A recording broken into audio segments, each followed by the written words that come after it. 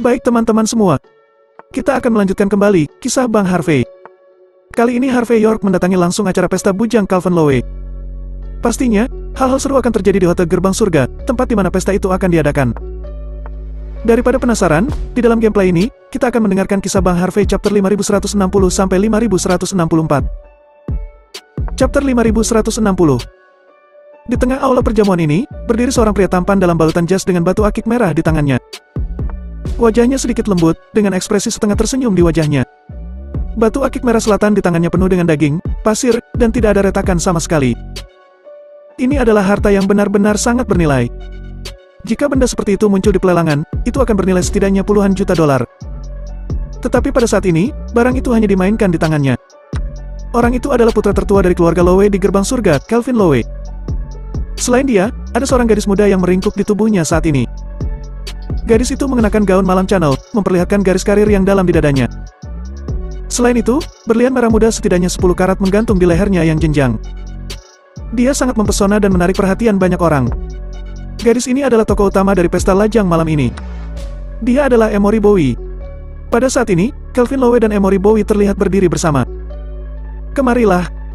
Tuan Muda Lowe, aku akan bersulang untukmu. Aku tidak menyangka bahwa mutiara yang paling mempesona di Gerbang Surga akan dipersunting olehmu. Semua orang sangat iri kepadamu. Malam ini mungkin disebut pesta bujang, tapi sebenarnya juga merupakan kesempatan paling formal bagi Tuan Muda Lowe untuk naik ke depan panggung. Mulai hari ini, siapa yang tidak mengenal Tuan Muda Lowe di seluruh Gerbang Surga? Di seluruh dunia seni bela diri, siapa yang tidak mengenal Tuan dari keluarga Lowe? Ada banyak pria dan wanita yang mengelilingi Calvin Lowe dan Emory Bowie untuk sementara waktu. Mendengar ini, Calvin Lowe tersenyum sedikit dan berkata, "Semuanya, kalian tidak bisa mengatakan itu. Sekarang Gerbang Surga kita berada dalam momen kritis. Anjing tua Quill Gibson sudah memberontak. Di bawah keadaan sulit seperti itu, aku mendapat kehormatan untuk mengambil alih sebagian dari otoritas Gerbang Surga dan memimpin Gerbang Surga ke tempat yang lebih tinggi. Ini adalah kehormatan bagiku. Namun, yang paling penting adalah berterima kasih kepada Gerbang Surga karena memberiku platform seperti itu. Jika tidak ada Gerbang Surga, aku hanyalah seorang pejalan kaki." Mendengar kata-kata sederhana Calvin Lowe, ada ledakan kekaguman dari sekitarnya. Sepertinya mereka tidak bisa membayangkan bahwa akan ada masih sangat rendah hati di dunia ini setelah dia berada di posisi teratas. Di sisi lain, Emory Bowie memandang Calvin Lowe dengan ekspresi terpesona dan berkata perlahan, "Kalian semua pasti tidak tahu. Aku memiliki banyak pengagum, tetapi hanya Calvin Lowe yang paling istimewa. Dia jelas memiliki bakat luar biasa, tetapi dia selalu sangat rendah hati. Yang aku suka adalah karakternya yang ditakdirkan untuk menjadi seorang tokoh besar." Mendengar pujian Emory Bowie kepada Calvin Lowe, ada lebih banyak ejekan dari sekitar. Apa yang lebih menyegarkan daripada dihargai oleh mutiara paling mempesona di Gerbang Surga? Calvin Lowe malam ini ditakdirkan untuk menjadi pemenang dalam hidup. Tuan Muda Lowe, kamu masih muda dan menjanjikan. Penonton penuh dengan pujian. Duar. Pada saat ini, pintu ruang perjamuan tiba-tiba ditendang hingga terbuka. Saat berikutnya, sebuah suara acuh tak acuh masuk. Muda dan menjanjikan. Mengejutkan dunia. Kapan kucing dan anjing di pinggir jalan pantas dipuji seperti itu? Kamu terlalu banyak menghayal. Apakah kamu tidak tahu seberapa tinggi langit dan seberapa tebal bumi? Atau apakah kamu penglihatanmu sangat sempit? Seekor kucing dan anjing di pinggir jalan. Mendengar ini, penonton langsung terdiam. Banyak orang berhenti bernapas, tetapi tanpa sadar melihat ke gerbang. Chapter 5161. Bagaimanapun, yang disebut pesta bujangan malam ini adalah pertemuan informal. Semua orang mengerti bahwa setelah keluarga Lowe dan keluarga Bowie menikah, mereka akan memperkenalkan Calvin Lowe untuk bertanggung jawab atas segalanya. Di masa depan, Calvin Lowe akan bertindak atas nama Gerbang Surga. Sederhananya, mulai sekarang, wajah Calvin Lowe mewakili wajah Gerbang Surga. Namun, sekarang seseorang benar-benar memukul wajah Calvin Lowe pada saat kritis ini. Adegan ini terlalu mengejutkan. Tapi segera, kekhawatiran di wajah semua orang menghilang, digantikan oleh ekspresi sarkasme. Tidak peduli siapa yang berani membuat masalah dengan Calvin Lowe pada kesempatan ini, mereka pasti akan mati dengan menggenaskan. Ekspresi Calvin Lowe dan Emory Bowie sedikit berubah saat ini. Jelas mereka tidak menyangka bahwa seseorang akan berani membuat masalah pada kesempatan seperti itu. Ini bukan hanya provokasi Calvin Lowe, tetapi juga tamparan keras kepada keluarga Lowe dan keluarga Bowie. Saat ini, Calvin Lowe memiliki niat membunuh di wajahnya, dan gelang batu akik yang berharga di tangannya retak karenanya.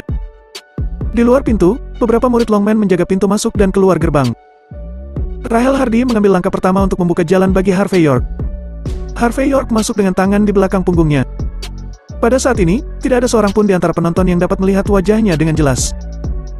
Tetapi mereka hanya dapat melihat tubuhnya kurus dan memiliki momentum yang baik. Calvin Lowe sedikit mengernyit dan berkata, "Saudara ini, aku tidak tahu siapa dirimu dan dari mana kamu berasal. Tetapi kamu sudah berani datang ke sini untuk membuat keonaran di pestaku. Dan kamu memilih waktu kami yang begitu istimewa. Jika kamu menyebutkan namamu, aku akan membiarkanmu pergi." Harvey York meletakkan tangannya di punggungnya dan berkata dengan ringan, "Harvey York, dari Golden Sands, hanyalah seorang ahli geomansi kecil. Aku juga adalah saudara Quill Gibson. Malam ini, aku datang ke sini untuk menemuimu. Aku harap kamu dapat memberikan penjelasan kepadaku terkait Quill Gibson." Calvin Lowe, yang awalnya mengira kata Harvey York agak familiar, tertegun sejenak, dan saat berikutnya dia tertawa. "Saudara Quill Gibson, kau orang bodoh yang mengambil token Master Sekte dari Quill Gibson dan melenyapkan tetua sekte luar. Karena hubungan kalian, Quill Gibson harus memimpin untuk menjelaskan kepada 7 tetua. Pada akhirnya, dia mencuri mentalitas keluarga Lowe kami. Setelah terbukti, wajah tua itu tidak tahan lagi, dan dia bunuh diri karena takut akan kejahatan. Pada akhirnya, kamu, Harvey York, adalah pelakunya. Jika bukan karena kamu, Quill Gibson akan dianggap sebagai pahlawan satu generasi, dan dia tidak akan mati dengan memalukan. Tapi hanya karena tindakan cerobohmu, ketenaran Quill Gibson hilang. Awalnya, setelah aku naik tahta, hal pertama yang harus aku lakukan adalah pergi ke Golden Sands untuk menangkapmu hidup-hidup. Itu dapat dianggap sebagai penjelasan kepada para leluhur. Untuk alasan ini, aku sudah lama mengaku bersalah di depan leluhur gerbang surga. Demi reputasi gerbang surga, aku akan melupakan aturan melihat token kepala seolah-olah melihat kepala gerbang surga untuk sementara waktu. Jadi, token Master Sekte yang kamu miliki sekarang adalah sepotong besi tua bagiku. Sekarang, apakah kamu siap untuk menyerahkan diri, atau kamu menunggu orang-orangku untuk melumpuhkanmu?" Pada saat ini, Calvin Lowe melangkah maju dan berbicara dengan acuh tak acuh. Mendengar kata-kata Calvin Lowe, semua orang di sekitar tampak aneh. Terlepas dari apakah apa yang disebut permohonan dosa Calvin Lowe di depan leluhur itu benar atau salah, itu berarti bahwa tanda kepala tidak bisa lagi menahannya. Chapter 5162. Harvey York memandang Calvin Lowe dengan acuh tak acuh, menghela nafas dan berkata, "Sepertinya tidak seperti yang kuharapkan. Kamu tidak akan mengambil inisiatif untuk memberiku penjelasan. Kalau begitu, izinkan aku meminta penjelasan ini sendiri." Harvey York berdiri dengan tangan di belakang punggungnya, dengan tatapan tenang. Calvin Lowe yang penuh percaya diri, sebelumnya, kini kelopak matanya melompat liar saat ini. Dia tanpa sadar merasa bahwa Harvey York pasti memiliki sesuatu di belakangnya. Lagi pula, selama dia memiliki sedikit otak, dia pasti akan tahu konsekuensi membuat masalah di saat seperti itu.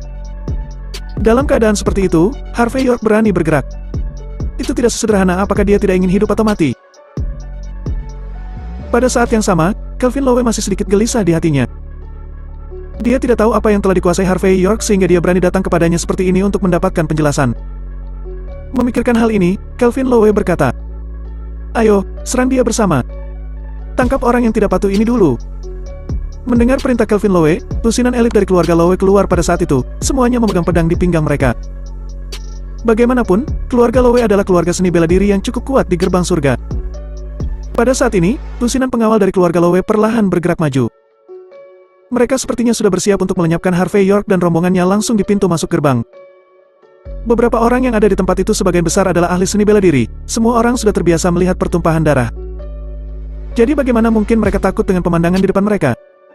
Jadi pada saat ini, mereka semua tersenyum dan bersiap untuk menonton pertunjukan hari ini. Mereka ingin melihat bagaimana kematian Harvey York dan rombongannya yang menggenaskan. Saat para pengawal dari keluarga Lowe bergegas ke tempat Harvey York, Rahel Hardy mengeluarkan senjata api dari lengannya dengan ekspresi datar. Dan tanpa basa-basi segera melepas pengaman dan menarik pelatuknya. Dor dor dor. Saat suara tembakan terdengar, para penjaga keluarga Lowe itu terhuyung-huyung ke belakang. Mereka memegangi lutut dan pergelangan tangan mereka, dan kehilangan keefektifan tempur pada saat ini juga. Dengan ekspresi enggan di wajah mereka jelas tidak menyangka Harvey York dan kelompoknya begitu mengabaikan aturan dunia bawah. Mereka menggunakan senjata api secara langsung. Itu sangat berani. Senjata api diarahkan kepada pimpinan gerbang surga. Ini sama saja dengan mencari kematian. Dia benar-benar kejam dan berani membuat masalah. Sangat tidak bermoral. Dia tidak mematuhi hukum raja. Dia tidak mematuhi aturan. Melihat adegan ini, semua tamu yang hadir berteriak dengan keras. Rahel Hardy tiba-tiba menggunakan senjata api, langsung membuat mereka sangat geram. Dalam persepsi mereka, kecuali keluarga Lowe mengambil inisiatif untuk menggunakan senjata api. Jika tidak, seseorang yang tiba-tiba datang dengan mendobrak pintu untuk membuat masalah, dan mengambil inisiatif untuk menggunakan senjata api, akan berakhir dengan kematian. Segera, mata semua orang tertuju pada Harvey York, dan kemudian seringai muncul di wajahnya. Di tanah suci seni bela diri yang bermartabat, dia pikir dia bisa memamerkan kekuatannya dengan senjata api. Anak ini terlalu lemah. Di dunia ini, selama tingkat seni bela diri berada di tingkat raja senjata api biasa tidak akan berguna. Dia sepertinya sama sekali tidak mengerti akan hal ini. Calvin Lowe dan Emory Bowie saling memandang saat ini, dan ekspresi mereka yang awalnya sedikit serius menjadi sedikit lebih santai. Jika mereka hanya mengandalkan senjata api dan berpikir bahwa mereka benar, bagaimana mereka bisa takut? Chapter 5163. Harvey York mengabaikan para penjaga keluarga Lowe yang terluka. Dia terus berjalan mendekat dengan tangan di punggungnya. Gerakannya tidak cepat atau lambat, tetapi setiap kali dia melangkah keluar, dia membawa momentum yang tak terkatakan. Auranya menyebar dan menjadi lebih kuat setiap langkahnya, seolah-olah seseorang sedang menginjak detak jantung setiap orang. Orang-orang yang hadir saling memandang dengan cemas. Secara logis, ini seharusnya menjadi kekuatan yang hanya dimiliki oleh seorang master besar. Bagaimana mungkin Harvey York memiliki kekuatan seperti itu? Seorang ahli geomansi belaka yang hanya mengandalkan token kepala untuk bertindak pamer. Oh, dengan senjata api, kamu melumpuhkan puluhan pengawalku. Apakah kamu pikir kamu bisa mendominasi di gerbang surga? Calvin Lowe melipat tangannya di belakang punggungnya saat ini, dengan seringai di wajahnya. Hari ini, aku akan membiarkanmu melihat apa artinya menjadi kebal terhadap pisau dan pistol, dan apa artinya menjadi seseorang di luar. Patrick Lowe, patahkan kaki mereka. Buang ke daerah kumuh dan beri makan pada anjing. Mendengar kata-kata Calvin Lowe, semua orang di sekitar gerbang surga tersentak. Apa? Patrick Lowe? Patrick Lowe legendaris yang menguasai baju besi lonceng emas. Dia adalah master tingkat raja senjata sejati. Dia sangat terkenal di keluarga Lowe. Master bela diri seperti dia, selalu berada di sisi Calvin Lowe. Sepertinya identitas Tuan Muda Lowe benar-benar luar biasa. Master geomansi ini sangat naif, dia berani memprovokasi Tuan Muda Lowe. Aku khawatir leluhurnya dari generasi ke-18 juga akan terlibat. Pada saat ini, para penonton penuh dengan emosi. Semua orang terkejut dengan kepercayaan diri Calvin Lowe dan menertawakan Harvey York. Menyinggung Calvin Lowe di gerbang surga. Bukankah dia ini hanya mencari kematiannya saja? Bam! Saat suara Calvin Lowe selesai, dia melirik ke tempat yang tidak mencolok di sudut ruangan. Pada saat ini, sosok seperti menara besi berjalan keluar. Tingginya hampir 2 meter, dengan tubuh bagian atas telanjang, dan bulu dadanya sangat menarik perhatian. Otot-otot di seluruh tubuh berwarna tembaga dan besi, yang membuat orang terengah-engah hanya dengan melihatnya. Orang seperti itu telah mengembangkan seni bela diri secara ekstrim, yang akan mengejutkan dunia. Rahel Hardy tidak membuang-buang waktu saat melihat orang ini. Dia langsung menarik pelatuk senjata dan mengarahkan kepadanya. Dor. Patrick Lowe tidak berusaha menghindari tembakan itu, tetapi secara pasif menahannya dengan ekspresi acuh tak acuh. Saat peluru timah jatuh padanya, percikan api terbang keluar sebelum peluru timah itu terguncang dan jatuh ke tanah. Adegan ini membuat semua orang mengetahui seni bela diri menunjukkan ekspresi aneh di mata mereka. Kebal. Dia kebal. Baju besi lonceng emas telah mencapai titik penyempurnaan. Pada zaman kuno, seorang jenderal yang sangat terkenal dapat mengambil kepala seorang jenderal musuh di antara 10.000 tentaranya. Patrick Lowe melangkah maju dan berjalan langsung ke Rahel Hardy yang terlihat sedikit jelek di wajahnya. Dia membalikkan lehernya ke samping, dan berkata dengan ringan. Patahkan salah satu anggota badanmu atau biarkan aku yang melakukannya. Jika tidak, aku khawatir aku akan melenyapkan kalian semua. Jika itu terjadi, aku sudah melanggar perintah Tuan Muda Lowe dan itu tidak baik. Jelas, Patrick Lowe tidak menunjukkan belas kasihan, tetapi dia merasa takut untuk melenyapkan Harvey York dan Rahel Hardy secara tidak sengaja. Mendengar kata-katanya, penonton menerimanya begitu saja, dan tidak ada yang mengira bahwa kata-katanya terlalu dilebih-lebihkan. Chapter 5164. Harvey York tampak acuh tak acuh, dia memandang Patrick Lowe di depannya dengan penuh minat. Rahel Hardy berdiri di depan Harvey York dengan wajah muram. Dia menekankan tangan kanannya pada gagang pedang di pinggangnya, jelas akan habis-habisan saat persiapannya tidak tepat. Melihat Rahel Hardy terdiam, Patrick Lowe mendengus dingin. Saat berikutnya dia berhenti berbicara dan langsung mengambil langkah maju sambil menginjak tempat Rahel Hardy berada. Dia ingin menginjak-injak Rahel Hardy secara langsung seperti menginjak-injak kucing dan anjing di pinggir jalan. Dor. Rahel Hardy menembakkan peluru timah lainnya, tetapi itu masih seperti batu yang tenggelam ke laut, tanpa efek sedikitpun. Dia melangkah mundur dan mengganti klipnya sekali lagi, tetapi wajahnya masih terlihat suram. Pada saat ini, Emory Bowie yang telah menonton begitu lama tiba-tiba tersenyum dan berkata, Harvey York, jika kamu hanya mengandalkan senjata api itu, maka aku sarankan agar kamu segera berlutut dan mengakui kesalahanmu sebelum terlambat. Karena hari besar pernikahan akan segera datang, dan Tuhan Maha Baik, maka kami tidak perlu melenyapkanmu. Harvey York menyipitkan matanya sejenak, lalu berkata dengan ringan.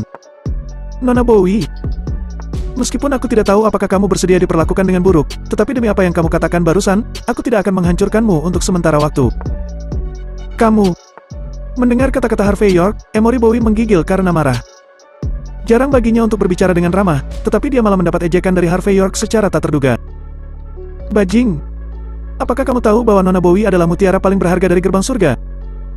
Bagaimana kamu bisa berbicara dengannya seperti ini?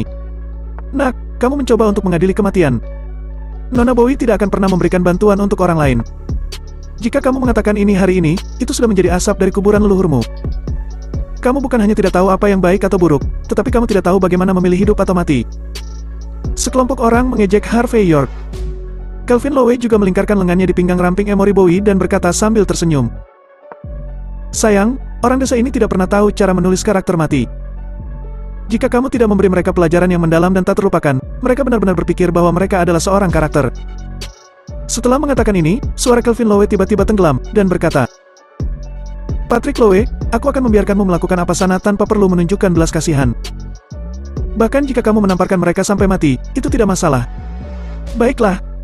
Mendengar ini, Patrick Lowe dengan bersemangat menepuk dadanya seperti seekor gorila. Pada saat yang sama, momentumnya mencuat lagi dan niat membunuh menyebar darinya. Jelas, baginya, melenyapkan seseorang puluhan ribu kali lebih mudah daripada menyakiti seseorang. Adegan ini membuat banyak tamu hadir dengan hanyut dalam emosi. Mereka semua merasa bahwa Harvey York dan Rahel Hardy sama sekali tidak tahu cara menulis karakter mati. Kali ini sepertinya mereka akan benar-benar berakhir. Beberapa wanita cantik memejamkan mata dan berpura-pura bersimpati. Mereka tidak ingin melihat Harvey York dan Rahel Hardy mati secara tragis dan berubah menjadi daging cincang. Wajah Rahel Hardy semakin jelek saat melihat Patrick Lowe melangkah maju lagi melancarkan serangan kepadanya. Saat dia akan mencabut pedang dari pinggangnya, Harvey York dengan acuh tak acuh berkata, Dada, ubun-ubun, perut. Apa yang dia katakan adalah salah satu dari 108 titik akupuntur dalam tubuh manusia, dan itu sangat familiar bagi mereka yang berlatih seni bela diri.